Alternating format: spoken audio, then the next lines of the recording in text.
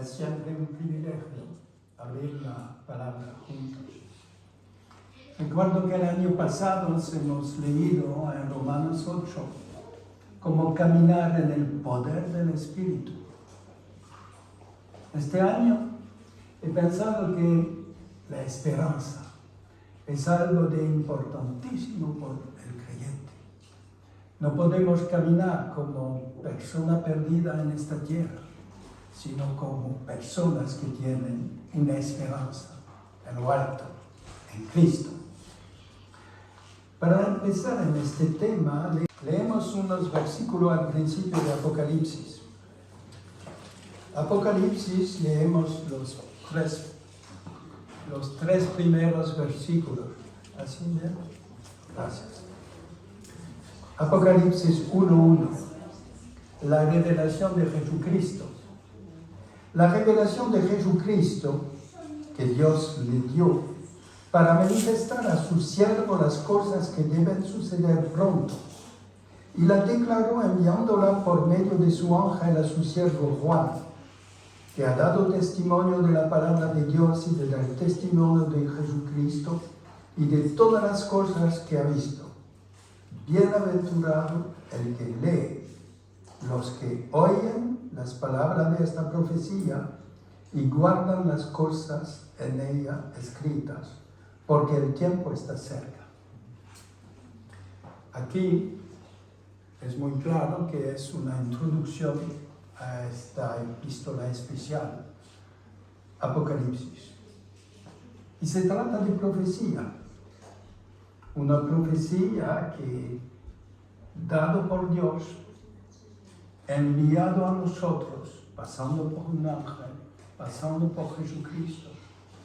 Pero ¿cuál es el tema de esta profecía? Las primeras palabras nos dicen la revelación de Jesucristo. Y cuando abrimos Apocalipsis, podemos pensar, hay cosas muy complicadas. En tal capítulo, las langostas que representan. Es un ejército, es un pueblo, es tal cosa, quiero. Bueno, puede ser una pregunta interesante, pero me parece que no es verdaderamente el tema de Apocalipsis. El tema de Apocalipsis es Jesucristo. Y cuando leemos la profecía, nuestro deseo no es tanto conocer los detalles complicados, sino mucho más ver a Cristo. Y verlo de un modo que no encontramos. Pienso que vosotros han todos leído Apocalipsis y el capítulo primero, la descripción de Cristo en gloria. ¿Encontramos esto en los evangelios? No, es muy distinto. Y Apocalipsis es indispensable para entender una gloria particular de Cristo. Cristo, con la autoridad, con la gloria que tiene en el cielo, pero Cristo que viene también para un juicio de los incrédulos. Y cuando leemos Apocalipsis, tenemos que buscar este aspecto moral. Claro que hay símbolos a veces complicados, no sé si entendemos todo, pero son símbolos que nos dicen una cosa, cómo Cristo va a actuar con nosotros y con la tierra también, con los incrédulos. Y es este aspecto espiritual que es importante para nosotros todos cuando leemos Apocalipsis. Declarar las cosas y manifestar a su siervo las cosas que deben suceder pronto.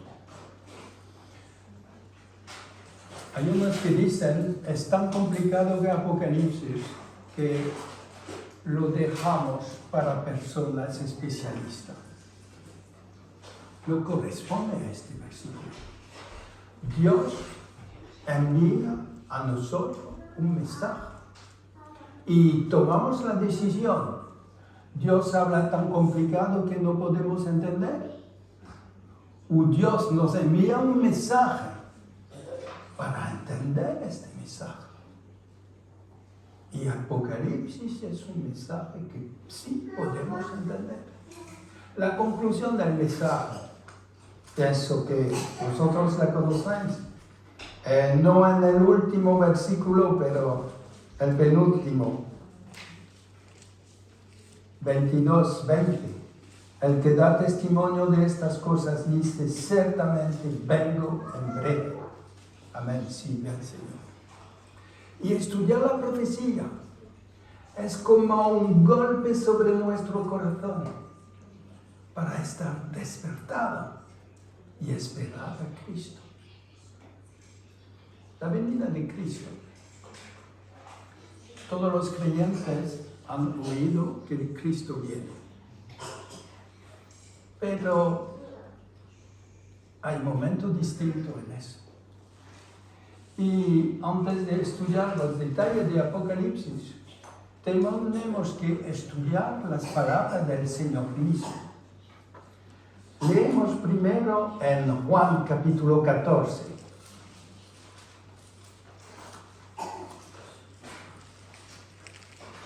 Juan 14,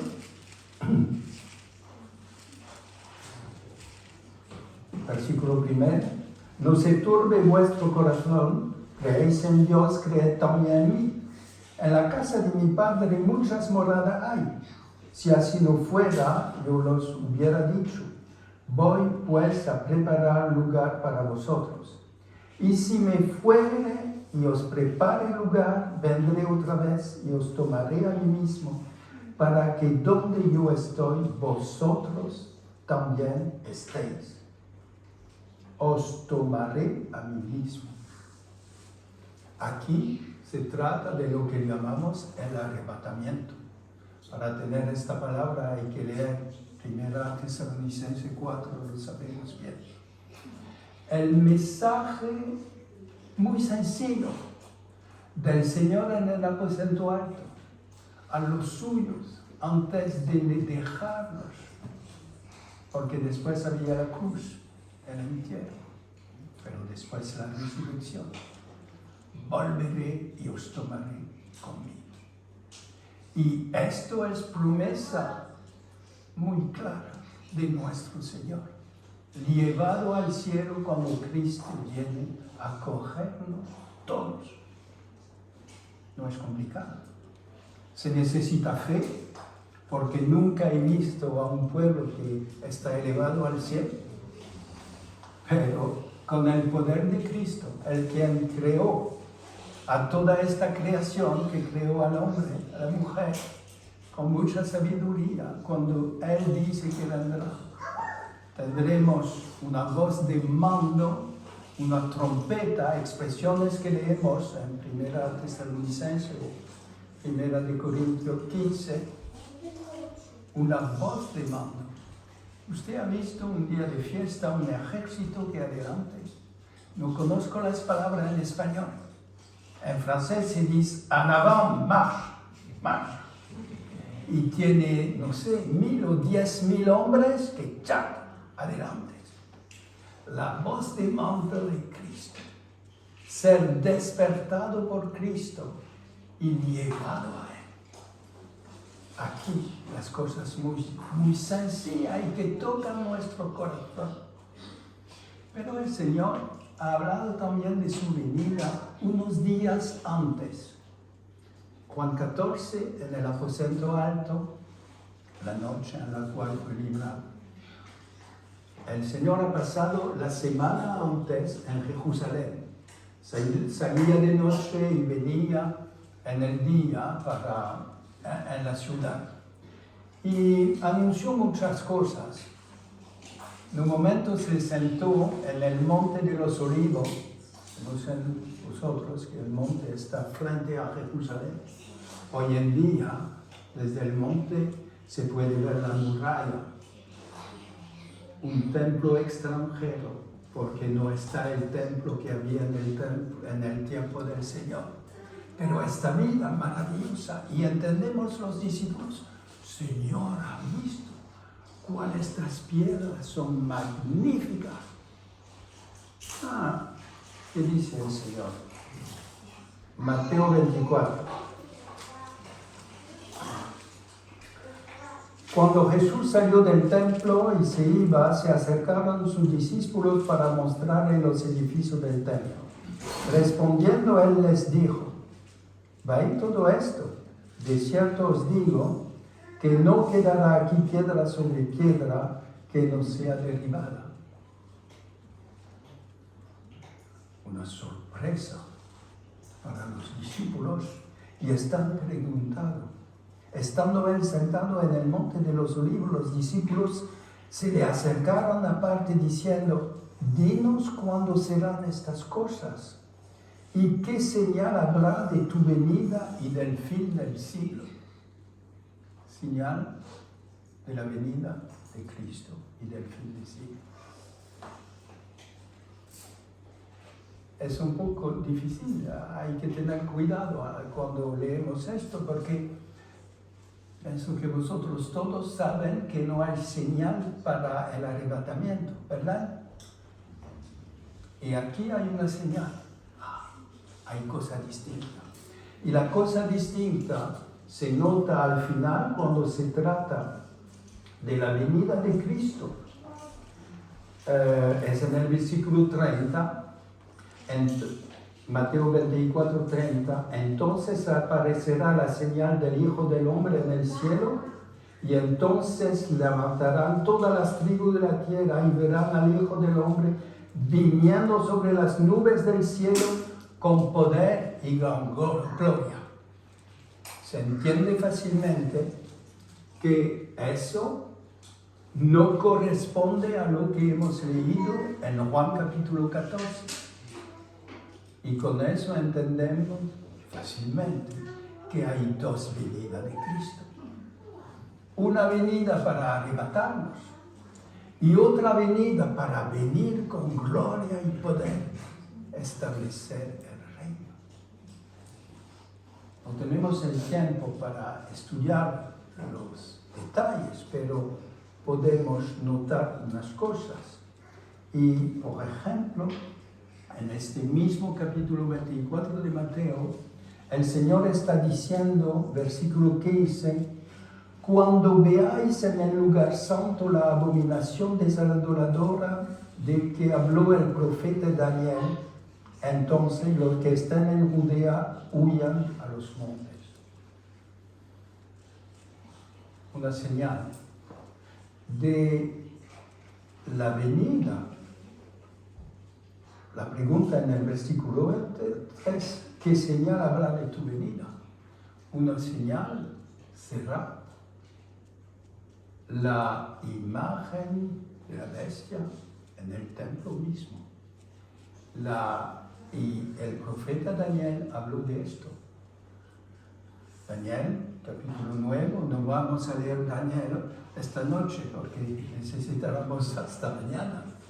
Pero el Señor está diciendo, Dios ha dado una profecía en tiempo de Daniel. Hoy en día hay una parte de esta profecía que no se cumplió, y es en el porvenir. Y sabemos bien que la imagen, la profanación del templo nunca aconteció. Lo que aconteció en el año 70 es la destrucción del templo, ¿verdad? Pero no es esta profanación anunciada por Daniel. Tenemos que aceptar que es un evento más allá para nosotros también hoy en día. Y así se entiende una cronología muy sencilla de los eventos que van a acontecer con la venida de Cristo. Primero, el arrebatamiento. Cristo viene para nosotros. Y es un gozo especial. Hay mucho ruido de guerras en este mundo. Pienso que se oye en España como en Francia. porque hay mucha en este mundo. Y no tenemos que tener miedo, porque todo tiene que acontecer. Se dice en este capítulo 24 de Mateo. Y estos no son señales para nosotros, porque no se sabe la fecha, pero que el Señor nos conceda, está dispuesto para este arrebatamiento, cuando oiremos juntos el mandamiento. Es primera cosa. Y después, ¿qué pasa? Daniel, venida de Cristo al final, encontramos una base en el libro de Daniel, en el capítulo 9, especialmente. Tenemos también la explicación en el libro de Apocalipsis. No tenemos tiempo ahora para estudiar todo Apocalipsis, también. Pero hay en Apocalipsis una cosa que deseo decir y que es importante para que cuando leemos Apocalipsis entendamos bien lo que explica Juan y cuál es el mensaje del Señor. Al final del capítulo 1, versículo 19, Apocalipsis 1, 19, escribe las cosas que has visto y las que son y las que han de ser después de estas. 3 cosas. Lo que has visto, las cosas que son y otras después. No sé, cuando usted estudia una epístola, a veces tenemos la lista de los temas que están, bueno, y un hermano lo da de un modo y otro de otro modo a veces. Aquí es Dios mismo, es el texto, que da esta distinción en 3 partes de Apocalipsis. Y esto nos ayuda mucho para ver las cosas claras. Lo que has visto es la visión de Cristo glorificado en el cielo, capítulo 1, muy claro. Después, las cosas que son, capítulo 12 y 3, que encontramos en estos capítulos. 7 iglesias. 7 iglesias, se puede leer el mensaje a cada iglesia de pensar, ¿qué pasa en mi iglesia? ¿O cómo estoy delante de Cristo? Ejemplo, Efeso, has perdido tu primer amor. ¿Cómo está mi amor delante de Cristo? Hay una lección moral muy fuerte en estos capítulos. Pero además encontramos, porque es libro profético, en lo que está en esta tierra hay una historia de la iglesia. Y se puede notar que las 7 iglesias corresponden muy bien a la historia de la iglesia. Una primera, Efeso, la primera iglesia que amó mucho a Cristo, pero poco a poco se desanimó. Una segunda que es Esmirna, así se dice en español, Esmirna, pasando por las pruebas. Y sabemos que hubo 10 persecuciones fuertísimas de parte de los romanos sobre la iglesia. Y después hay otra iglesia, Pérgamo. Sé dónde estás, conozco tu obra y dónde moras, donde está el trono de Satanás. Una iglesia que está mezclada con el trono de Satanás. En Esmirna había un hotel dedicado a Júpiter, el mayor Satanás, podemos decir. Pero no es de eso que se trata. Una iglesia que se mezcla con el mundo. ¿Existe esto? ¿Han oído vosotros de Constantino, que se convirtió en una batalla, viendo una cruz y muchas cosas? fue bautizado, pero solo al final de su vida, porque había hermanos que tenían miedo con él. Pero esto cambió totalmente la vida en el Imperio Romano. Antes, los creyentes estaban echados al circo, a las fieras y en cárceles. Después, entra, hermano, hay un lugar para ejercer ministerio en el palacio del emperador. Cambió totalmente, pero era mezclarse con el mundo.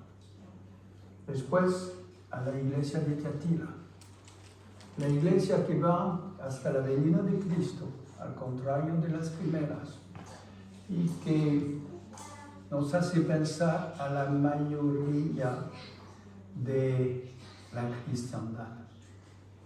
Algo de grande, pero con muchas doctrinas que vienen. Dejas esta mujer que enseña mal. Pero va hasta el arrebatamiento, y hay una parte fiel y una parte que está en las falsas doctrinas y las malas cosas. Y en la cristiandad hubo un camino hacia esto. Después hubo en los años 1500 la Reforma, que fue la ocasión de descubrir que había solo la palabra de Dios para conocer la verdad. Sola Scriptura, lo decían en latín en esta época. Y encontraron en la palabra que la salvación es por obra de Cristo y recibida por la fe. Tienes el nombre de vivir, lo que está dicho a esta iglesia. Pero después, también en este grupo hubo mucha evolución. Y encontramos después la iglesia de Filadelfia. El Señor no dice cualquier cosa a esta iglesia, sino que cualquier cosa de negativo, sino que has tenido mi palabra, has sido fiel a mi nombre. Y es el ejemplo que el Señor nos da para una iglesia fiel hoy en día. La palabra, la persona de Cristo. Son puntos que no podemos dejar. Después de Filadelfia, la Odisea, mucha tibieza. Somos cristianos, mis padres eran cristianos y hacemos muchas cosas, pensamos a muchas cosas. Sí, pero ¿y dónde está la fe verdadera? Cristo está afuera en la puerta. Y encontramos en este mundo iglesias que tienen este aspecto. Un dibujo completo de la iglesia. Y no es solo para darnos historia, aunque es la demostración que Dios conoce todo de antemano. Y nos da fuerza de conocer que Dios maneja todo porque sabe todo. Pero después de esta descripción, hay en el capítulo 4, después de esto miré aquí una puerta abierta en el cielo, y la primera vez que oí como de trompeta hablando conmigo, dijo: sube acá y yo te mostraré las cosas que sucederán después de estas. Estamos aquí con el capítulo 4 en la parte del futuro. La visión, primera parte, la visión de Cristo, capítulo 1. Segunda parte, lo que hay en la tierra hoy, las cosas que son, y es la iglesia sobre la tierra. Y después, las cosas que sucederán después. Y aquí está el futuro. Aquí está el futuro y la profecía. Y cuando leemos Apocalipsis, podemos seguir esta historia. Hay personas que dicen que hay tantas cosas y visiones que no se entienden. No estoy de acuerdo con eso. Porque hay cosas que suceden poco a poco. A veces, Juan se para en la descripción seguida para hablar de una persona, de un aspecto particular moral. Pero hay un desarrollo de las cosas. Iba a contestar a esta pregunta. Antes del arrebatamiento y la venida de Cristo, ¿qué pasa? Cosas terribles. Cosas terribles. Estamos en el cielo alabando a Cristo porque pasó el arrebatamiento. Y estamos alabando capítulo 4 y capítulo 5 a Cristo, representado por los 24 ancianos. Y cuando Cristo viene y abre los sellos del rolo, empiezan cosas terribles sobre esta tierra. Los 7 sellos, uno después de otro. Otro y otro. Y con el séptimo, las 7 trompetas. Con los sellos son cosas terribles, pero como conocemos hoy. Guerra, terremoto, enfermedades, falta de comida, bueno, todas estas cosas. Con las trompetas son cosas que son mucho más fuertes y que solo Dios puede producir en su ira contra los incrédulos. Después, en el centro de Apocalipsis, no estamos en los detalles, pero se nota que hay un cambio. Y en este cambio a Satanás, que está enviado a la tierra. Satanás está hoy en el cielo. No vive en presencia de Dios, pero a veces viene, como lo leemos en la historia de Job. Pero en este tiempo Satanás será enviado a la tierra. Y será este tiempo que se llama tiempo de tribulación, de gran tribulación, con cosas muy fuertes hasta el fin, y que son las copas de la ira de Dios. Es así en la versión valera, sí. Las copas de la ira de Dios. Y sigue estos eventos, ¿hasta cuándo? Hasta que Cristo viene para establecer el reino. Y aquí estamos en esta segunda venida de Cristo. Hay detalles en la profecía, viene para vencer los ejércitos que están en Armagedón. El Señor viene como un jinete sobre el caballo blanco, en el capítulo 19, pero tiene su vestido manchado de sangre rojo, porque viene para el juicio. Y después establece el reino. Y será este reino de 1000 años que esperamos como un momento de bendición. Bien. Lo pasamos muy rápido, pero bueno, esto es necesario para entender lo que aconseja. Hay que entender también que con este desarrollo la iglesia es arrebatada. Después, Dios hace predicar el evangelio del reino. Hoy en día decimos a la gente, tienes que venir a Cristo hoy en día, porque después hay el arrebatamiento y será demasiado tarde para ti. En este momento, la predicación será siempre salvación por la fe y por la obra de Cristo. Pero, añadiendo, hay que decidirse hoy en día, porque mañana está el reino. Y estarás en el reino o esperando en los tormentos eternos el momento del juicio al final. Evangelio del reino. Una cosa que no he dicho, pero que es importante, porque a veces la gente dice, pero ¿cómo pasa? Hoy no se habla de Israel, se habla solo de la iglesia. ¿Y vuelve Israel? ¿Qué dice la palabra sobre este punto? de un punto de vista político hay que decir que desde 1948 existe el Estado de Israel. Esto puede ayudarnos.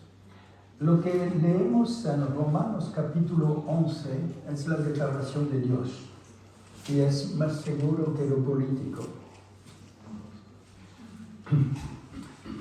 Romanos 11, desde el versículo 25, el título es la restauración de Israel.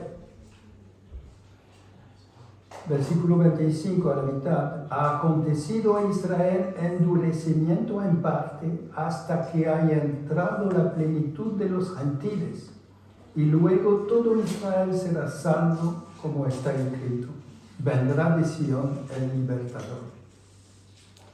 Hoy en día, el pueblo de Israel es endurecido.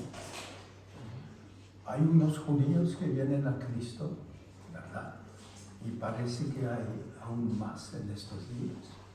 Pero de un modo general, el pueblo de Israel no es el pueblo de Jesucristo. Han rehusado a Jesucristo y están duros en esto.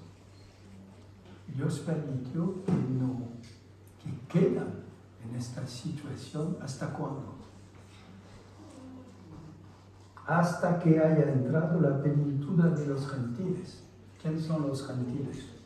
Nosotros todos, los que no son judíos. No sé si hay uno judío entre nosotros, pero bueno, sería la excepción.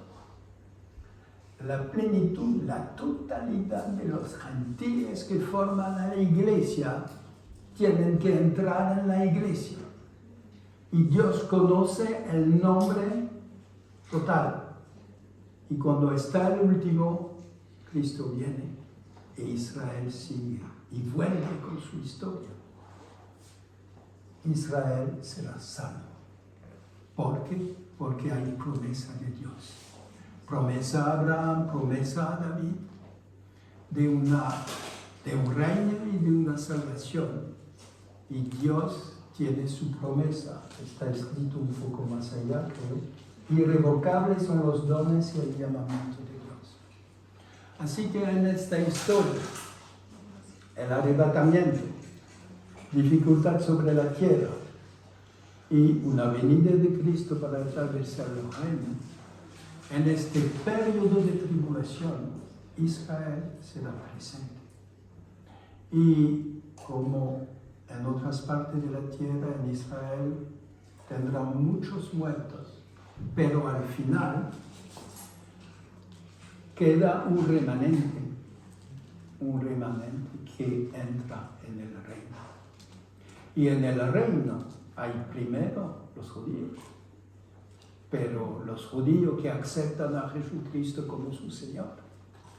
Y hay también todos los redimidos, los gentiles. Y conoceremos este momento cuando acompañaremos a Cristo para este periodo. Pasado el tiempo hablando mucho de estos eventos, me gustaría terminar con Primera de Corintios 15.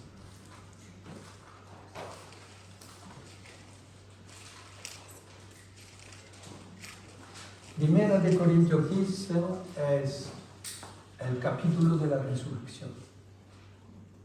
Y es un capítulo importantísimo. Mi Salvador no es solo una idea, una imagen, es una persona viviente, resucitada. Y nosotros pasaremos también por la resurrección. Y eso hace parte de nuestra fe. Bueno, no es la lógica o la ciencia que explica la resurrección, pero la fe lo percibe. Cristo fue resucitado y hay prueba, demostración de esto, empezando por la cueva donde estaba vacía, empezando por los frutos de su resurrección, el pueblo de Dios hoy en día, de millones de personas, tu presencia delante de mí, como cristiano, 20 siglos más tarde, es la demostración de que la resurrección de Cristo es una verdad, es una certeza. Y nosotros pasaremos por lo mismo. ¿Cómo se termina este capítulo 15? Versículo 51. Os digo un misterio, no todos dormiremos, pero todos seremos transformados en un momento, en el abrir y cerrar de ojos. A la final trompeta, porque tocará la trompeta, y los muertos serán resucitados incorruptibles, y nosotros seremos transformados. Bueno, afirmación de la Escritura que recibimos. No sé si vosotros han pensado en este momento. Despertado por la voz de Cristo, llamado a Él, olvidando la enfermedad y muchas debilidades y contemplando a Cristo. Puede ser que hay una cosita que arreglar con Él, porque todos pasaremos delante del tribunal de Cristo, pero ya tenemos el papel, como no, porque no estamos condenados. Y el Señor podrá decir a cada uno, sí, hubo cositas en tu vida que no podemos hablar de estas hoy en día, porque en la cruz lo arreglé todo. Y tú eres mi amado. Y contempla mi gloria. Y estaremos así con Cristo. Y entendemos, como lo leemos en Apocalipsis 4 y 5, echaremos nuestras coronas delante de Él. Y este canto, a Él que nos ama, nos redimimos, nos adquirió para nosotros. Qué momento esta venida de Cristo vivida por nosotros todos. Y sigue los versículos. Versículo 57. Gracias sean dadas a Dios que nos da la victoria por medio de nuestro Señor Jesucristo. El camino hasta el arrebatamiento puede tener una dificultad, pero se termina con la victoria. Y tenemos ánimo con esto. El porvenir está seguro con Cristo. Y ahora, el último versículo, si puedo leerlo, para vosotros y para mí. Así, hermanos míos amados, estáis firmes, constantes, creciendo en la obra del Señor siempre, sabiendo que vuestro trabajo en el Señor no es en vano. Con esta esperanza hay ánimo para nosotros, hay certeza de estar en el término de la carrera con Cristo, en la gloria, con gozo con Cristo. Pero hoy en día trabajamos por Cristo. Y es la conclusión, una de las conclusiones de nuestra esperanza. Que el Señor nos da una esperanza viva, fuerte, con gozo, sí, porque el porvenir es con gozo. Y también la disposición para estar en la obra del Señor, en lo que le gusta, la mirada sobre Él, el que viene en breve. El Señor bendiga su palabra para cada uno de nosotros.